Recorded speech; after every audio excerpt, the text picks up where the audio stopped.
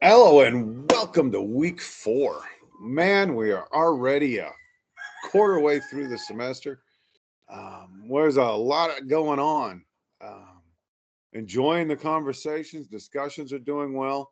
There's a few of you that are still not putting your list of sources on your original discussion post. I'd really like to see a list of sources for your initial response, but it's not necessary. The discussions that you guys are having, those of you that are properly participating, are doing well, and I'm really enjoying the discussions. Today is a travel day, so I am starting early. This is Sunday morning, in about an hour and a half. I have to get in the car and I have to drive 8.5 hours down south near the Houston area. And then I'm going to church camp. Yes.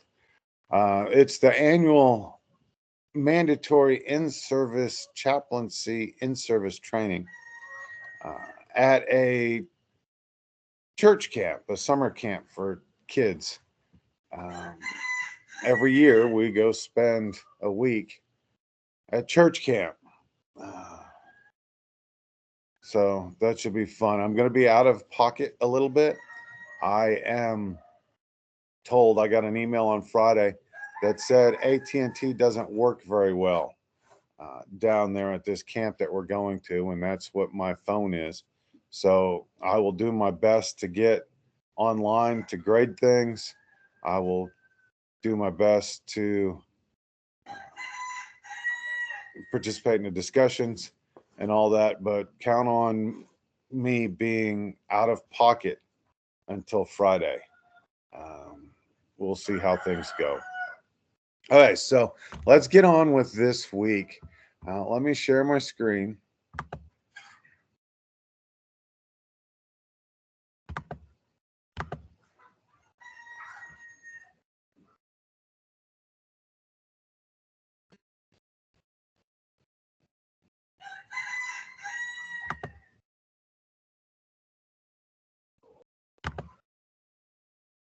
So now let's share my screen and let's get into the lecture and how things are going. So this week we are talking about sentencing. Is it to punish or to reform? And we started talking about this a little bit this week in our discussions. Um, the objectives for this week is to be able to describe the central purpose of criminal punishment, to name the 7 goals of sentencing, explain the sentencing options in general, use and the things that we do today, to explain capital punishment and discuss the pros and cons, discuss the federal and state sentencing trends, describe 4 issues related to fairness in sentencing. And we'll get to all of the assignments once I get through this. Um, but sentencing. Sentencing is the imposition of a criminal sanction by a criminal authority. So, when we, a long time ago, when we were in caveman days and we were living in the caves and we were hunter gatherers and we were living in teepees on the plain, we protected ourselves. We got what we needed, and if we offended somebody else, that somebody else would seek vengeance. It's called a blood oath or a blood guilt. Um, and as we joined society, we agreed to give up some of our rights to vengeance and give them to the state. Okay, so the sentence is a penalty that a court imposes on a person convicted of a crime. The state has promised to become the victim, um, and to seek vengeance for crimes that are committed against us. In order for a social order, there's a smooth functioning of social institutions, positive and productive relationships among individual members of society, and orderly functioning of society as a whole. Establishing gives the state the right to punish. Okay, so the goals of sentencing, first is revenge. I call them the R's of sentencing. Revenge. This is vengeance. It's an emotional response to the real or imaginary insult or injury. Okay, you steal my chickens, I'm gonna take your chickens. Uh, you kill my sister, I'm gonna kill your sister. The next is retribution, and this is retaliation against a criminal perpetrator. It's a belief that victims are entitled to reprisal. I'm as a victim of crime, I am entitled to receive relief. And this is why every DA in every case is going to talk to the victims of the case to ask what exactly, what kind of punishment um, somebody should receive, the offender against them receives. What would you like to see, and what would justice be in your eyes and in your vision? Just desserts. This is punishment deserved. People who violate criminal law are morally blameworthy, and hence they deserve punishment. Okay, because they've done something wrong. I've got guys in my prison. Um, it's really what Texas has implemented this field minister program, where they take qualified inmates and they send them to prison, and not prison, they're in prison. They send them to Bible school and turn them into preachers. They have to have an aggravated offense. It has to be a minimum of 10 years left remaining on their aggravated offense. So my field ministers, and most field ministers, are murderers. Um, and then they go to Bible school and they become ordained ministers.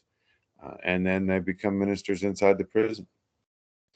Uh, but what punishment does a murderer deserve? And this idea that you're sent to prison for life without the possibility of parole is a just desserts. Okay. Deterrence. There,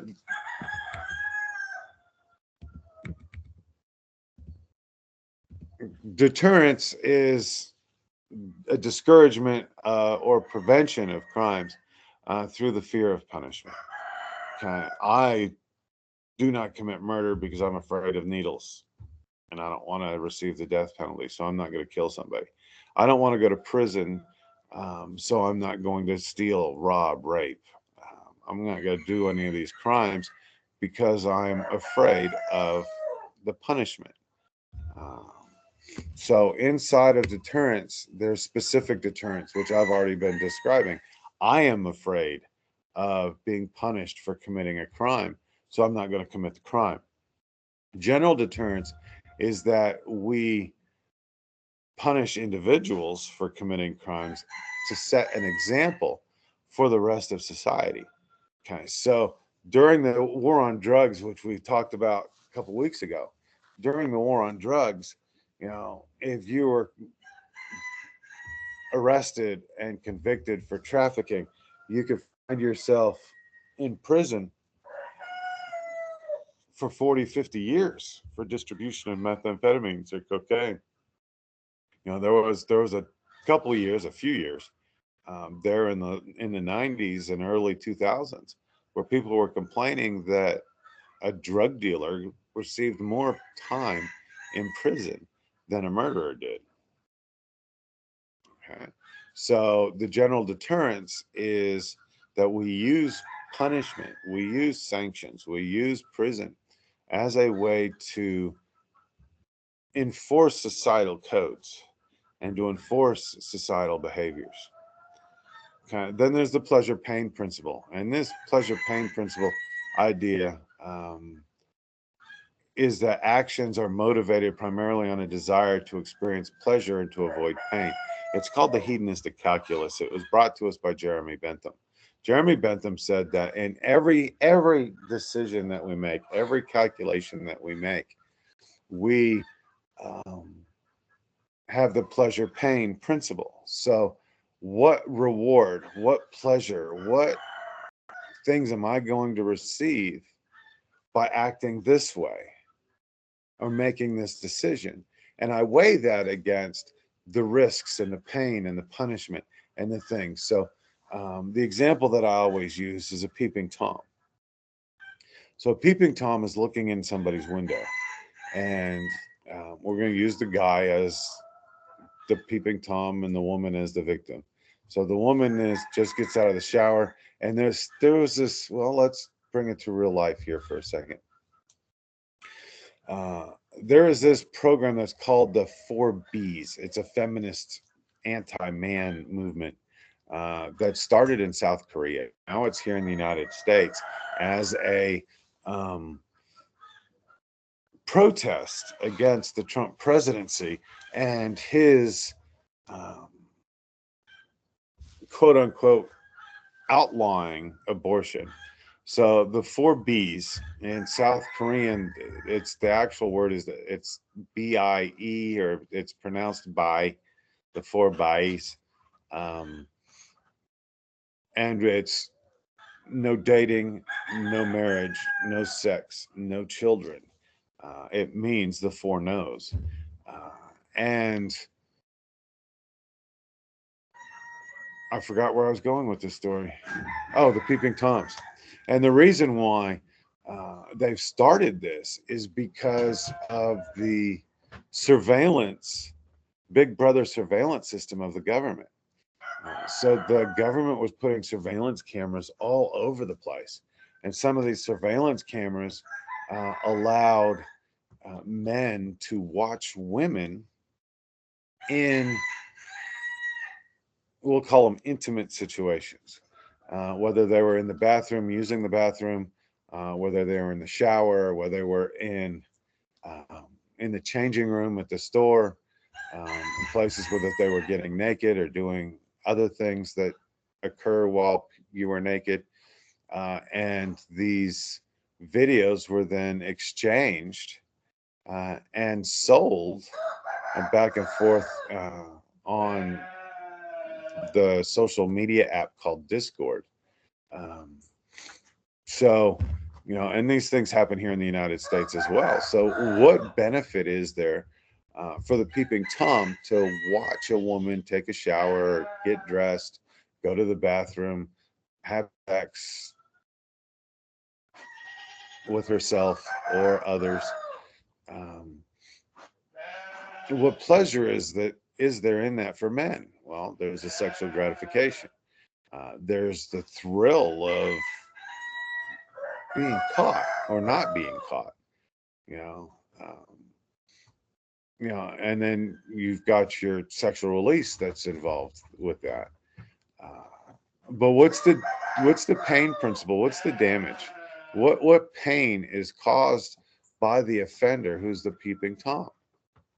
Well, as long as he doesn't get caught, nothing. But if he gets caught, what's the punishment? It's sexual harassment. It's voyeurism. It's being a peeping Tom. So if you're caught, you could end up getting beat up. You could get shot. You could go to jail. I don't know that you could go to prison for being a voyeur. It depends on how the DA would charge that. But every person, before they make a decision, I have a guy in my prison, and I want to ask him so much, but I'm not allowed to ask him. What was going through your mind, and what was the pleasure principle that made you think it was a good idea to have oral sex with a 6-year-old girl? He's not the only one. He's just the guy that hangs around my chapel a lot, and I want to ask him, but that's a violation. But what pleasure? Everybody has a pleasure pain principle, okay? And they live their lives. Their integrity is based upon this pleasure pain principle. If they think they're going to get a lot of money, and this is what happens with the guards that bring contraband into the prison, and they're going to get paid $1,000 to bring a phone into the prison, or $2,000 to bring drugs into the prison. That's a lot of pleasure, because that could help pay off a lot of bills. But what's the pain? Well, you get walked off the unit, you get fired, you get arrested, you go to prison yourself. So it's the idea, deterrence is set up to increase the pain. Caesar Beccaria said that if punishment is swift, certain, and proportional to the crime, it will keep people from committing crime. Okay, the next goal of sentencing is incapacitation. Okay, and this is the use of imprisonment or other means to reduce an offender's ability or capability to commit crime. I'm going to put you in prison so that you're not going to be able to rape anybody. I'm going to put you in prison. Hopefully, you won't murder anybody, but you can. You know, there's murders in the Texas prison system every single day. There's attacks in the Texas prison system every single day. Um, Three strikes laws impose mandatory prison sentences, life without the possibility of parole, on those that are convicted of an offense or have been previously convicted of two prior offenses. Okay, there's a story of this guy out of California. He was arrested for burglary, sent to prison, gets out of prison, gets arrested for rape, sent to prison, gets out of prison, goes to Walmart and steals $100 worth of DVDs, and he's sent to prison for life without the possibility of parole for stealing from Walmart. Okay, and that's a three strikes rules. Every state has some form of enhanced punishment for habitual criminals. The truth in sentencing, and truth in sentencing is something that is extremely important. And this is a sentencing principle that requires a person who's been convicted to serve a substantial portion of that sentence, and reduces the discrepancy between sentence imposed and actual time spent in prison. Okay, and the Truth in Sentencing Act used to be at 60%. You had to serve 60% before you could get parole. Now, uh, I think Texas is trying to lower that to 40%. And I think that has a lot to do with the crowding situation. We don't have enough staff. Uh, it's hard to keep enough staff. And with people continuously breaking the law, they've got to find ways to get people out of prison faster. So they're going to lower the percentage that a person has to actually serve before they're released on parole into community corrections. Rehabilitation and reformation. Okay, and that's what I do. That's what I do in the prison system. I am in charge of the chaplaincy and volunteer services. It is all rehabilitation services. The rehabilitation services that I provide are all faith based. I believe in the faith based initiative. I believe that the faith based initiative is important for changing hearts, minds, souls, and lives. Okay, it involves correction of behavior of people who have been convicted of criminal offenses through treatment, through education, and through training. Um, we teach cognitive life skills. We teach overcomers. We teach how to overcome addiction. We have AA classes. We've got Bridges to Life. It's about changing your whole mind, soul, and body, uh, so that we can reintegrate you into uh, the community, by making them productive members of society, by making them, in my instance, faith based members of society who answer to a higher power, who answer to God or a God, and they follow the rules that God has set forth. Restoration is a process of returning the previous condition. Those are involved or affected by crime.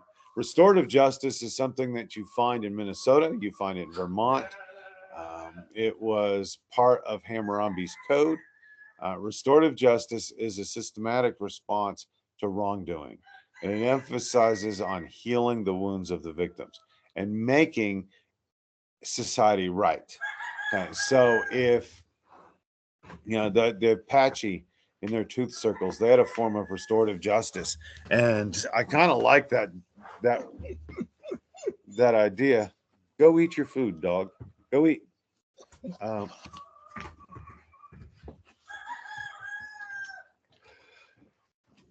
So the Apache have this program, this policy.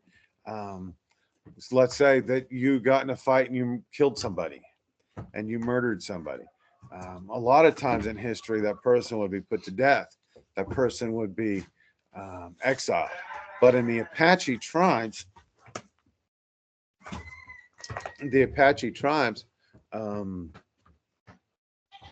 you couldn't lose a man out of the tribe because he was needed for hunting, he was needed to protect the tribe, he was needed for war.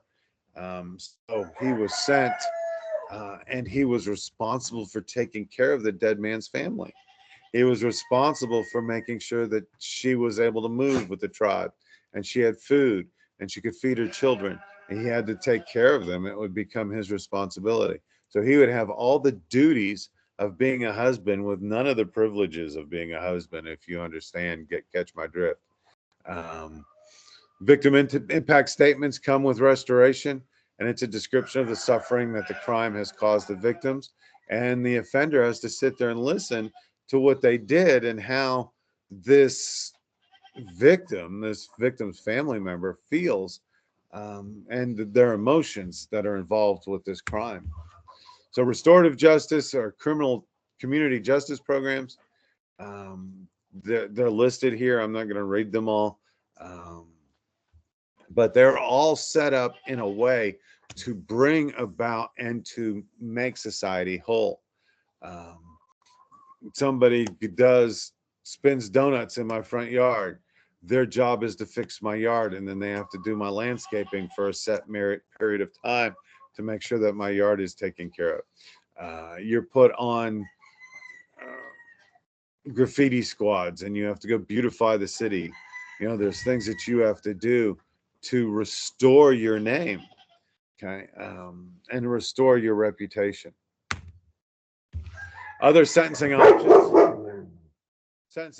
that are found as probation. And this is in lieu of going to prison, or an intermediate sanction. Canine. That's my dog. Okay, so intermediate sanctions are things. Intermediate sanctions. There's another dog walking through the ranch, and he's a little upset. Okay, so intermediate sanctions include things like substance abuse facilities. It's residential treatment. It's a residential work center. It's a residential restitution center. These are places that you go for treatment and rehabilitation.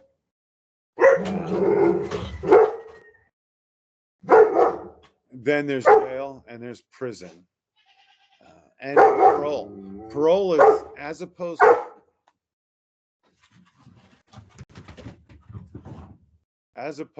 to probation, that is in lieu of prison. Parole is after prison. So once you have set or you've established that period of time, that amount of time in prison is 60% or the 50% or the 30%. Canine. Canine. Come here.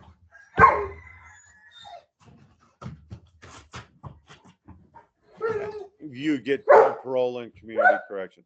The last sentencing option that we have is capital punishment, and that's the death penalty. And we're going to be covering the death penalty next week, and we'll touch on it a little bit today, but all next week is completely and totally about the death penalty.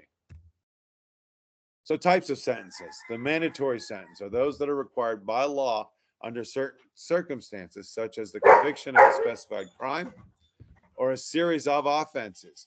And these sentences, Florida has a lot of mandatory sentences. If you are convicted of this crime, you must serve this much time, in a minimum of this much time in prison. Okay. If and that's just the way that it is. I know Texas has a range. So a third-degree felony is 2 to 12 years in prison. A first-degree felony is up to 99 years in prison. And who's going to live 99 years? Okay, so there are two types of sentences: as consecutive sentences, and this is where you have, if you have been convicted on more than one charge, You serve these sentences consecutively. So once you finish one, you start the next. Okay, and it's imposed. The other is a concurrent sentence, and that's when all of the sentences are served together. So if you are found guilty of breaking and entering or burglary, home invasion, rape, murder, and you're found guilty on each of those, and then you're sentenced to 20 years in prison for each of those, served concurrently, you're only going to serve 20 years in prison, and with truth in sentencing, you're going to be out in 12 years. Yeah. Okay, flat sentences. And a lot of the federal government is going to flat sentences. It's day for day. Texas has what's called a state jail felony. That's 2 years in jail flat. It is it's a specified amount of time to be served in prison. You do not allow any variation. You're not allowed out on parole. You're not allowed early release.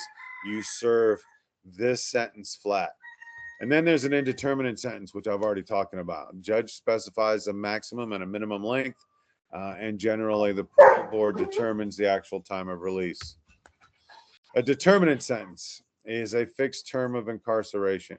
A determinate sentence can be reduced by good time. And I know Texas has a work time. So if you have a job and you're working, depending on the job that you do, you can get up to 3 days credit for every day that you work. Every day that you don't get in trouble,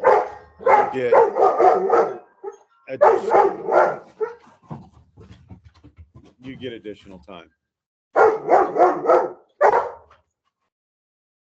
Hold on a second.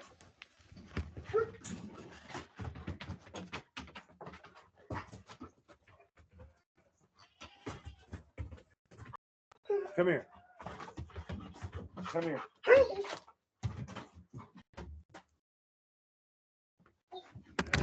He is too excited. He won't sit still. I was going to lock him up. Sentencing Commission establishes a schedule of sentencing that reflected the gravity of the offense. And it gives a sentencing guidelines. The federal government follows sentencing guidelines quite a lot. Sentencing enhancements, which I've already discussed, the 3 strikes laws, the enhanced punishment laws. So if you are convicted of a first-degree felony, or let's say if you're convicted of a third-degree felony, and then you go serve your time, and then you get busted for another third-degree felony, then what they're going to do is they're going to enhance that punishment to the punishment level of a second-degree felony. If you get out and you get arrested again for another third-degree felony, then you're going to be sentenced to for a first-degree felony. Again, it would be a capital felony or a capital punishment, which would be life without the possibility of parole. Okay, the capital punishment is the lawful imposition of the death penalty. It was common throughout the world. It began changing in the 18th century. And now, with Furman v. Georgia, you have, in order to qualify for the death penalty, you must have committed a murder during the commission of another felony. Here is a map of the places where capital punishment is used in 2020. China is in the thousands, followed by Iran, Egypt, United States, Saudi Arabia, Yemen, India, Oman, Botswana, South Sudan. The United States is the only first world nation that still has the death penalty. Taiwan, North Korea, well, North Korea is the third world, but Taiwan and China both have, and the United States have the death penalty. The rest are in the Muslim world and the third world. Characteristics of people under sentence of death: 98% are male, It is even 41% each for black and white. The remaining 18% are other. Most of the people who are executed have a high school graduation or high school education. If you have any college at all, you're at the least likely to end up on death row. 55% of the people on death row have never been married. The legal methods of execution include lethal injection, electrocution, gas, hanging, firing squad. Mississippi still uses gas. Texas uses lethal injection. Utah, you're allowed to have firing squad. But we'll talk more about capital punishment next week.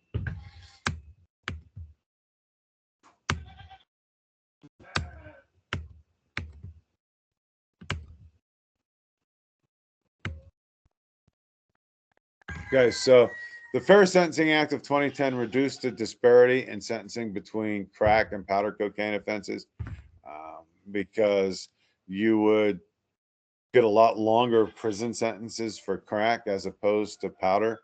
And the argument was that racial and ethnic minorities were more likely to use crack because it was cheaper, and then they ended up with longer prison sentences. So especially Michelle Alexander and Cornel West are the ones who led this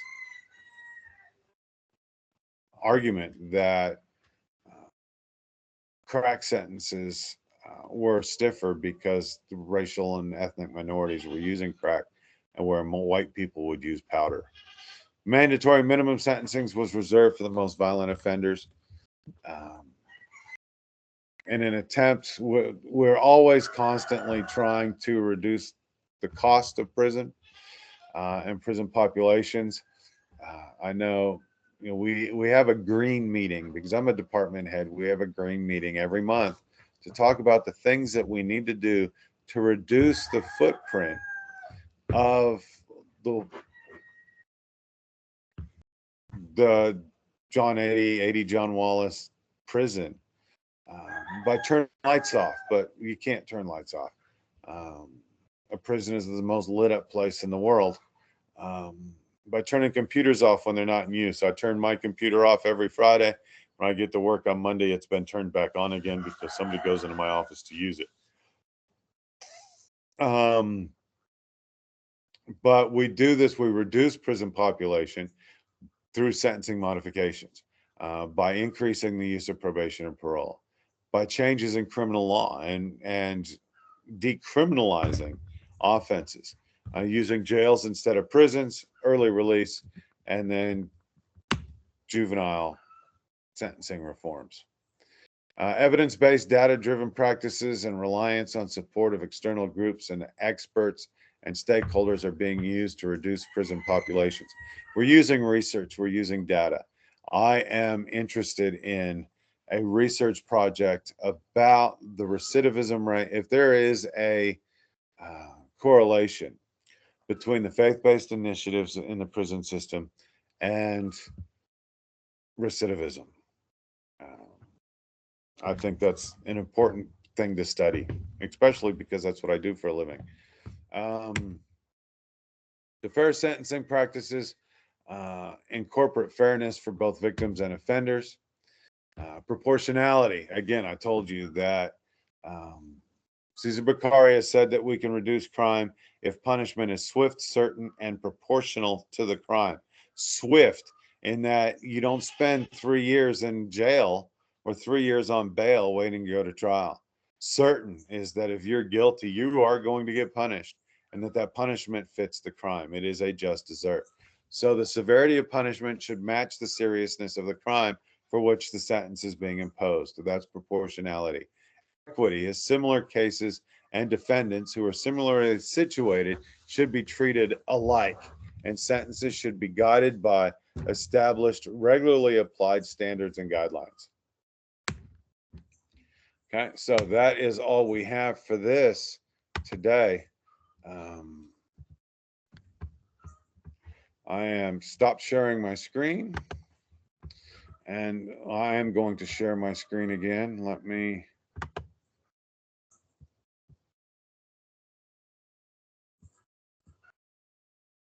I'm going to share this screen, and that's my content screen. So now we should be able to go here. The things that are due this week, going into week 4.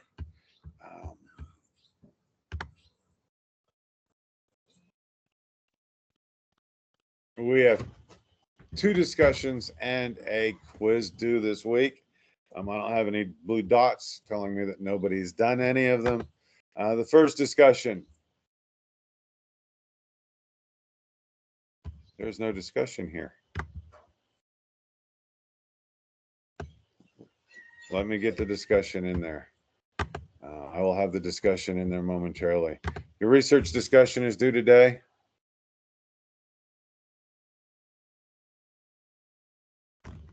And that's not there either. So the research discussion topic, I want you to identify your research. I want you to identify what you're going to do.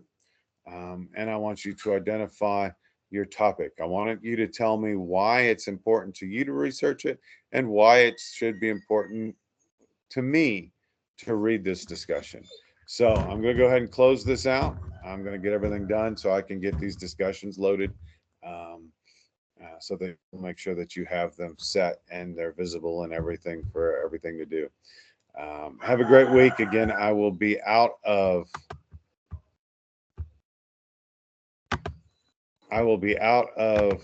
pocket most of the week because I'm going to church camp.